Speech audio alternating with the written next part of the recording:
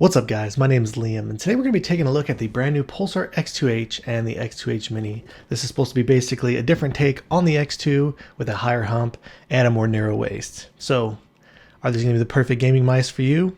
Let's check it out.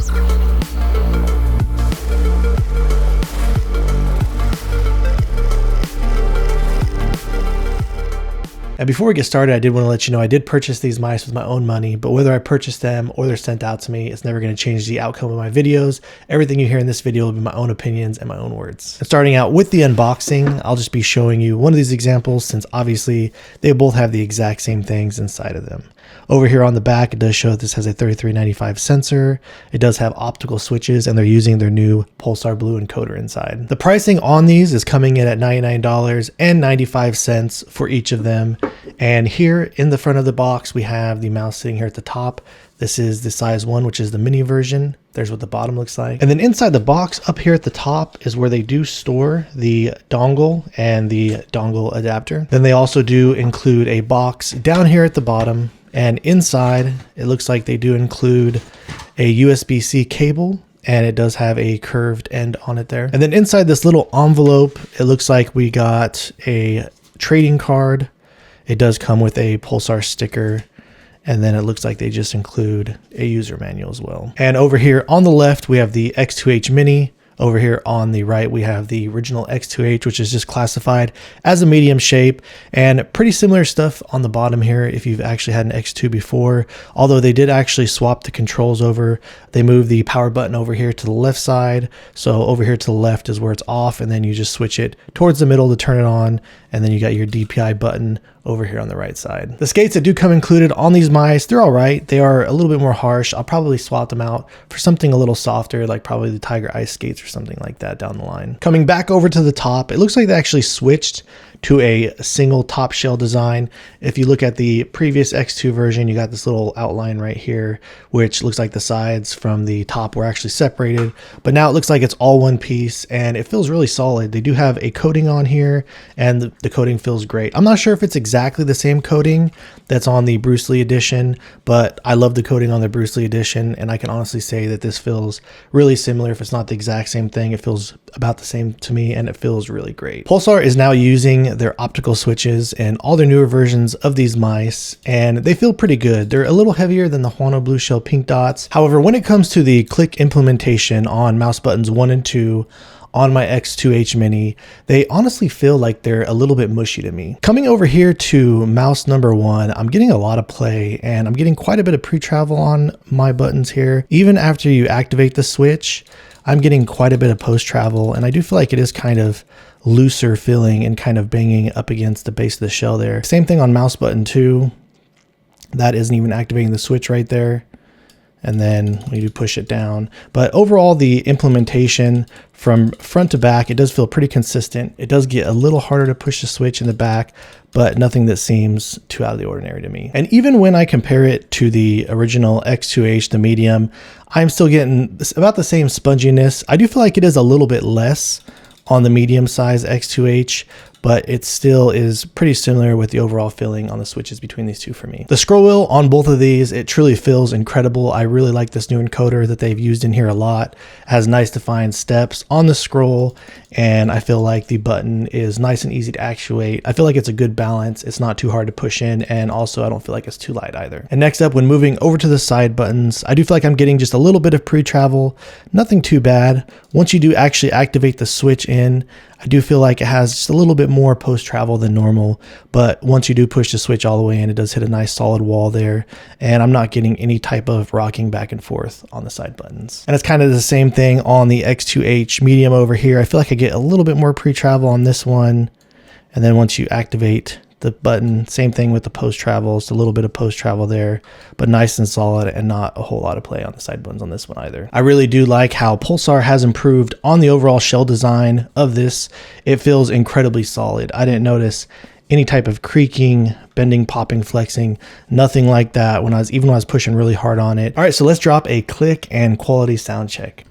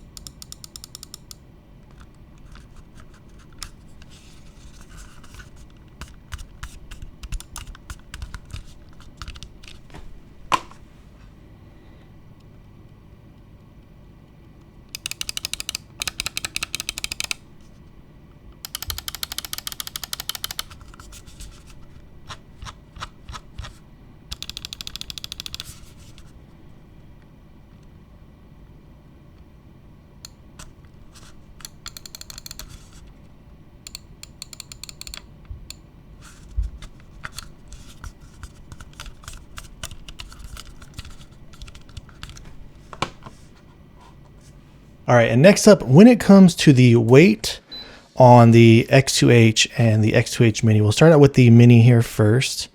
And on the X2H Mini, looks like I'm getting approximately 52.3 grams on my scale. And then when it comes to the X2H in the medium, looks like it's coming in at approximately about 54.3 grams. One of the things that really surprised me on both of these copies is I do feel like the balance is actually really off on both of them. As you can see here, coming from the middle point, it does feel like it is very rear heavy, starting out on the Mini. And then even on the left to right balance, I feel like it is very left heavy on the Mini. And same thing goes on the medium size version, coming here in the middle, very rear heavy again. And then same thing on the side balance, as you can see there, it just is very heavy on the left side. When it comes to Pulsar's brand new software, I've really been enjoying it. I feel like the layout is really simple and easy to use. I would probably just recommend leaving them at the stock settings. A 4K dongle is going to be available for these mice down the line, but it does just come with the 1K option. And out of the box, I found that these came with a 3 millisecond debounce time. All I had to do was really adjust my DPI, but it did come with the 1000 hertz pulling rate set. Motion sync was also set. And like I said, I prefer playing with these settings out of the box. Typically what I do with mice is I would drop the debounce setting down to 0 milliseconds. However, immediately when I did that with these mice, I found I was getting really bad slam clicking, and I don't really slam click the mouse really hard myself, or at least I don't think that I do. So at 0 milliseconds, I found it was an issue. I also found that it was an issue when I set the debounce time to 1 millisecond. Once I set it to 2 milliseconds, I found that the slam clicking issue on both these copies did go away for me. So I'm not sure if that's something that they'll be able to change down the line with driver updates or anything like that, or if it would probably just be a good idea just to leave those settings there for now if you are having issues with slam clicking these when you try it out yourself. But aside from that, I feel like the performance of these mice in game, they felt really good to me. Nothing felt out of the ordinary or anything that I feel like I should be concerned about. When it comes to the overall shape of the X2H Mini and the X2H, it does have a different shape than kind of what I was expecting. I know everybody was kind of hoping for a ZA-13c style shape, and that's initially what I thought when I saw the original pictures or the original graphic animation to where it showed the hump raising up, but it doesn't feel anything like the ZA-13c to me. The one thing that I feel like makes this shape stick out above anything else out there on the market is I feel like it has a very unique rear. And I'm not just talking about the rear hump, I'm talking about the entire rear of the mouse in general. You really can look at the back of this from just about every angle, and it's kind of hard to understand just by looking at it what it feels like, but the best way that I can describe it is I do feel like the rear end feels very bulbous. And really the best explanation that I can think of when I'm gripping this is typically I kind of do a relaxed claw grip on these mice myself, and I just kind of sit my hand on here from the rear, but the back of the mouse almost feels similar to like you're holding a tennis ball or something like that, just with how round it is. As you can see here, as I bring my finger around all the curves, no matter which way I go, it just feels like it's very rounded and it kind of bulges out. And the one thing that kind of feels very different to me on this mouse compared to other things out there is if you do look here down on the side, this little part like right here, and it's on both sides. It's on the side where your pinky would go, your ring finger, and your thumb as well. Typically on other types of gaming mice out there with rear humps. If you look down here on the Atlantis, for example, and like I said, this is typically what it's like with the original X2 and all other types of shapes out there. You do have this hump, like on the Atlantis, you do have this pretty wide rear hump here, but when it comes into the side of the mouse, it kind of almost like dips in right here. And when you put your fingers on, I feel like your fingers just kind of naturally slide into the mouse like that. And hopefully this is coming through well on camera, but like I said, right here where I kind of feel like it grooves in and slants down on other mice, I do feel like it's kind of rounded and you kind of have a little bit of a hump right here. And then the same thing goes at the very top, as you can see right there, all around left to right, front to back. It just feels like a really rounded feeling. They also did add some additional curvature on the sides of the mouse, and they made the most center point a little bit more narrow than before. If you were to compare it to the original X2, that's what it looks like there. I honestly would kind of like to see it if Pulsar were to release the original X2 and the original X2 Mini, keep the shape the exact same, but add in these additional curves right here. And starting out with the comparisons, comparing the X2H to the X2H Mini, real straightforward stuff here. I'll just show you an overview really quick of what these shapes look like next to each other. Obviously, the X2H Mini is just a scaled down version of the X2H. Here's what both of these look like from the sides, with the X2H Mini being on top, the original X2H being on the bottom.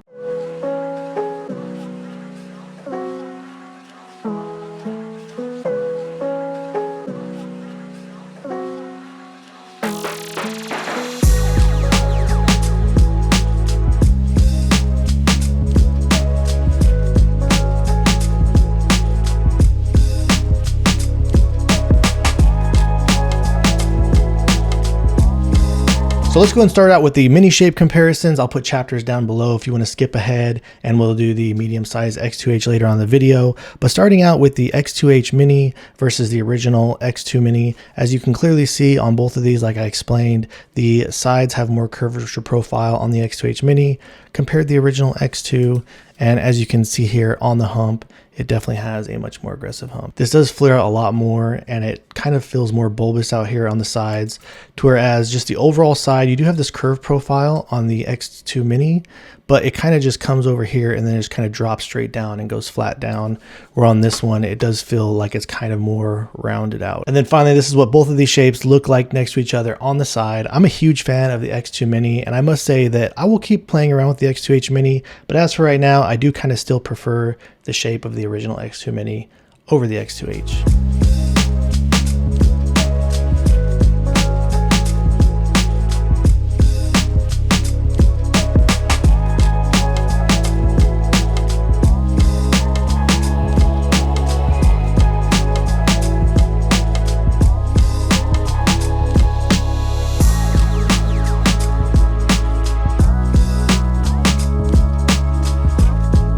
All right, next up, when comparing the X2H Mini versus the Zowie ZA-13c. Starting out over at the bottom, I do feel like the most narrow center point of the width on these is actually pretty even, but as you can see, the X2H, it does flare out a lot more aggressive here towards the rear, less aggressively on the ZA-13c, but the ZA-13c just kind of feels like a little bit of a longer mouse in the hands. And then finally, coming over to the rear of these mice, as you can see, they're clearly nothing alike. I do feel like there's a taller hump on the ZA-13c, but as you can see here, it clearly tapers off more aggressively to the sides, to whereas on the X2H Mini, it feels much wider and much more bulbous in the hands. And then finally, looking at these two mice from the side is where you can clearly see there's a bit more height on the ZA-13c, but I do feel like it kind of tapers off from the top of the hump out to the rear a little bit more aggressively, to where you do get a little bit more of the roundness going on here on the X2H Mini.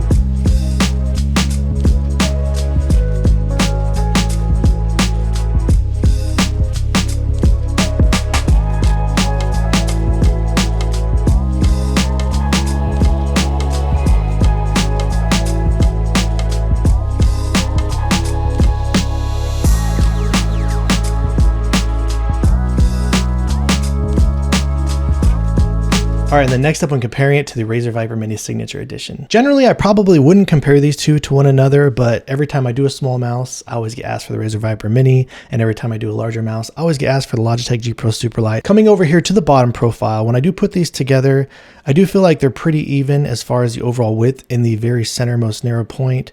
I do feel like the Razer Viper Mini does get just a little bit wider towards the front there. As you can see there, it kind of flares out more from the bottom to the top. And then on the back of the mice, I do feel like at the very bottom, the rear is about equally as wide as one another, but obviously the biggest difference here is going to be this rear end. And it's not just so much the height of the rear end that this has a rear hump, whereas the Viper Mini has more of a centralized hump. It's more so that it's just overall, like I said, it's just much wider and just overall rounder, whereas on the Razer Viper Mini, it has just like a smoother transition from the back of the mouse down into the center where you would place your fingers at. So even though the overall scale between these two mice, they're pretty similar, just in overall size, as you can clearly see, the shape is nothing alike, and they feel completely different from one another, with the rear being much more prominent and filling up your hands a lot more than on the Razer Viper Mini.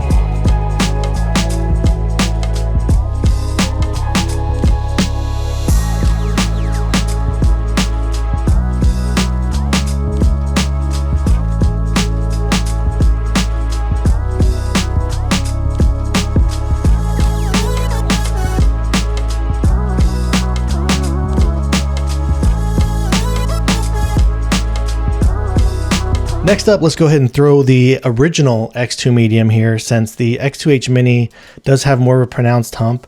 I know people will probably be interested in seeing the differences as far as the actual hump goes. And as you can see here on the bottom, the Mini is much more narrow, but the difference is going to be over here on the hump. When it comes to the overall height of the hump, they're not that far from one another. I do feel like the height on the original X2 might just be a little bit more than the X2H. But again, like I said, with this X2H being so bulbous in the back, as you can see here on the X2H, it has flatter sides. All around, the X2H Mini is a smaller mouse compared to the X2.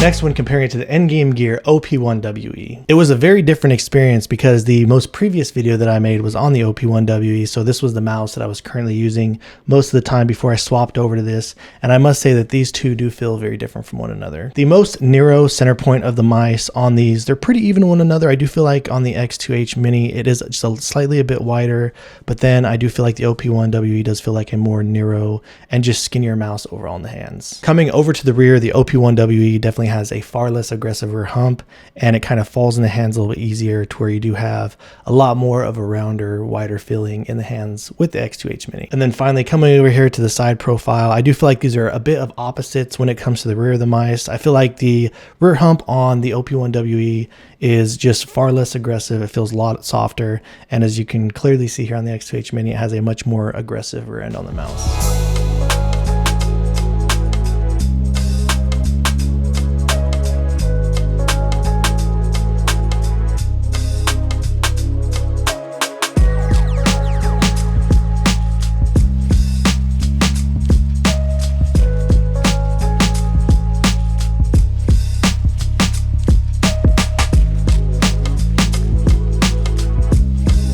Next up, we'll be comparing it to the Atlantis Mini. Starting out on the bottom, I do kind of feel like the Lamzu Atlantis Mini has a little bit more aggressive curves from the middlemost narrow point to the mouse, flaring out a little bit more aggressively to the front and to the rear. But again, like I had mentioned earlier, when you're looking at the rear profile here, you tend to kind of look at the hump. And as you can see here, the Atlantis Mini, it does have this very slow, gradual hump going from left to right, as I say in all my videos, and it feels very wide. But again, the difference here is if you were to look at the side profile on these mice, I do feel like it kind of curves in here and it feels flatter down to the sides, to where the rear hump just sticks out and it feels a bit more rounded on the rear of the X2H. And then finally, coming over the side profile, even though this does have a wider feeling hump on the Atlantis Mini, as you can see here, the curve from front to back, it is very soft, where you do have a much more aggressive, a much more rounded and pronounced hump here in the rear of the X2H Mini.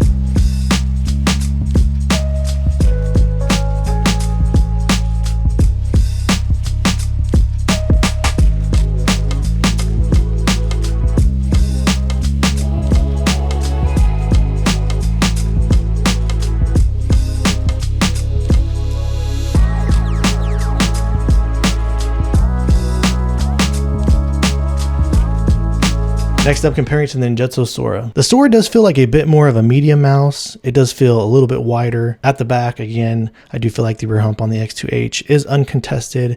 It does feel a bit rounder and wider when it's actually in the hands, whereas same thing on the Sora, it kind of has this more natural feeling, gradual fall off towards the front there. And then here, looking at these at the side profile, I do feel like the hump on the Sora is a little bit more pointy, whereas this one just kind of bulges out a bit more.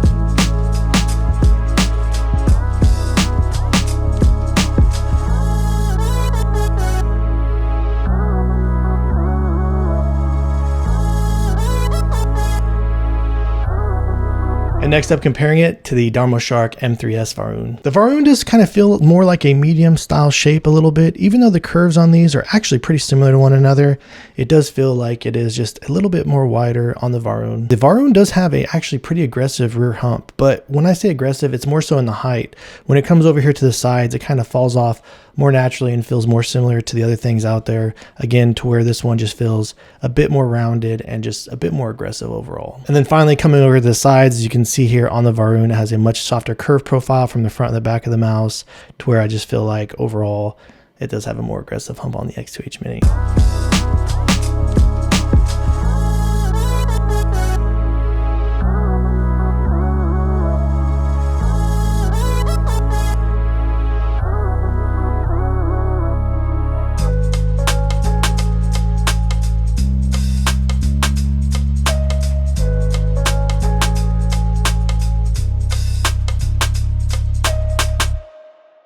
All right, so now we're going to be jumping into the X2H, the medium version, and we'll start out comparing it to the original X2 medium. This is basically the same thing as I explained with the X2H Mini versus the X2 Mini. More curved profile here on the side, and then as you can see, there has that much more aggressive rounded hump there in the rear. And then looking over at these at the side, as you can see, the back of the mouse on the X2H fills up your hands way more than the original X2.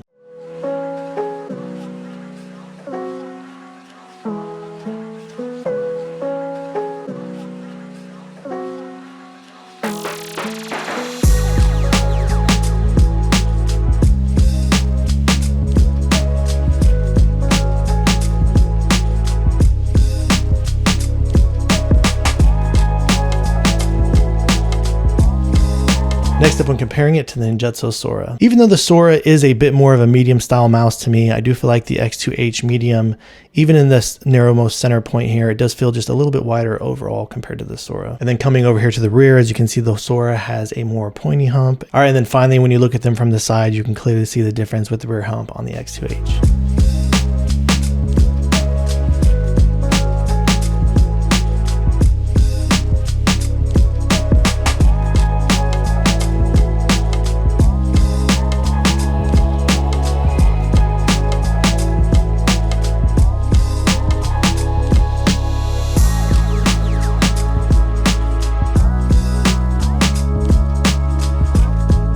Next up, when comparing to the Darmoshark M3s Varun, I do feel like the side profile on the M3s Varun is a bit more narrow than the X2H.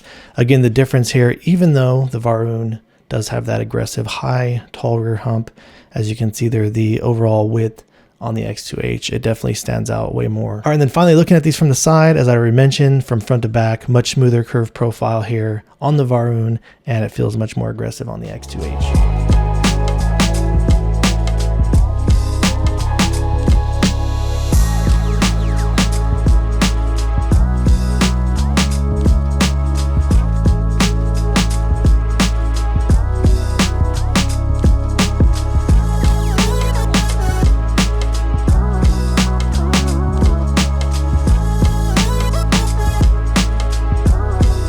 Next up, when comparing it to the Logitech GPro Superlight. Like I mentioned earlier, I don't really feel like these are two mice that are really that great to compare to one another because they are pretty different.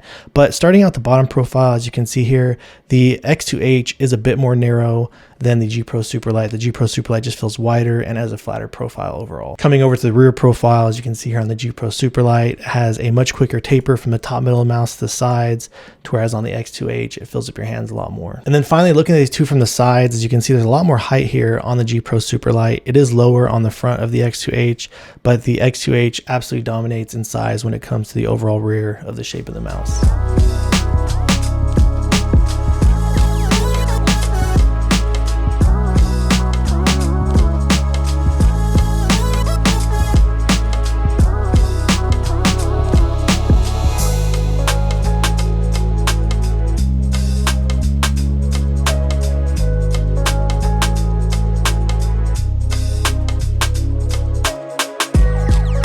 Next up, when comparing it to the Atlantis OG V2, starting out with the bottom on both these mice, I do feel like the most narrow center point is about even as far as the overall width goes. I do feel like the Atlantis does flare out a little bit more aggressively towards the front and to the rear with the bottom profile here. It does have this really wide, slow taper from the side of the mouse up here at the top, but down here at the bottom, it does feel narrow when you're gripping this in the hand. I feel like the bottom hump, again, it just feels more bulbous, and it does feel a little wider towards the bottom of the X2H. If you were to compare these mice on the side with the way that the Atlantis curves from the bottom to the top, I do feel like it does so a little bit less aggressively on the X2H. It feels overall a little bit flatter, to whereas this gets a bit more wider at the top on the Atlantis. And then finally, looking at these from the side, as you can see, kind of has a smoother, gradual curve from front to back on the mouse, to whereas the rear hump on the X2H sticks up a bit more and feels a bit more aggressive.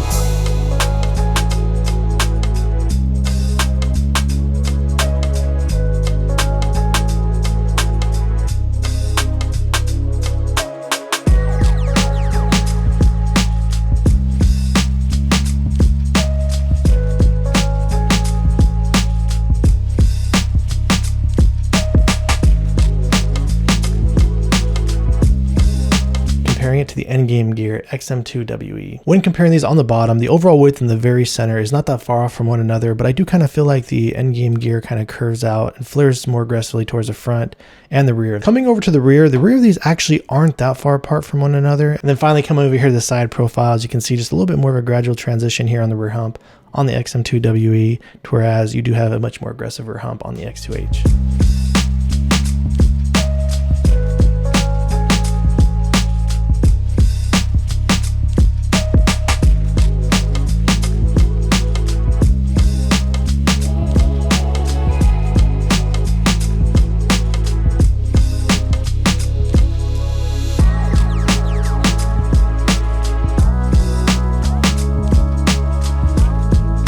Alright, and next up when comparing it to the Zowie ZA-13c. Coming over the bottom here, the ZA-13c feels like it's much more narrow. And the same thing goes over here on the rear. I do feel like there's a little bit more height on the ZA-13c, but it just is much more narrow feeling in the hands as well. And then finally coming over to the side, you can see the ZA-13c does have still a little bit height over the X2H, even though it is getting closer, but again, it does fall off more aggressively to the rear, whereas you feel that bit more of that rounded feeling on the X2H.